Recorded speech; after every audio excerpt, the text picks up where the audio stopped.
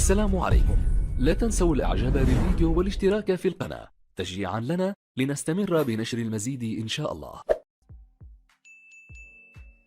أجلت اليوم الغرفة الجزائية لدى مجلس قضاء طبازة ملف قضية نعيمة صالحي رئيسة حزب العدل والبيان الجزائري إلى تاريخ 13 مارس المقبل، ويأتي هذا بعد أن وجهت لها تهم تتعلق بالمساس بسلامة الوطن وجنح تعرض لأنظار الجمهور منشورات من شأنها الأضرار بالمصلحة الوطنية، وجاء سبب التأجيل بطلب من هيئة الدفاع. وتأتي هذه المحاكمة بعد أن استأنفت نعيمة صالحي الأحكام الصادرة ضدها عن محكمة الجنح بشراقة التي سبق وأن أدانتها بعقوبة 6 أشهر حبسا نافذا و50,000 دينار جزائري غرامة مالية نافذة إثر شكوى رفعها ضدها بعض المحامين من ولاية تيزي وزو، وكذا بعض النشطاء السياسيين يتهمونها فيها بالتحريض على الكراهية والعنصرية ضد منطقة القبائل. وفي الأخير شكرا لكم والسلام عليكم ورحمة الله وبركاته.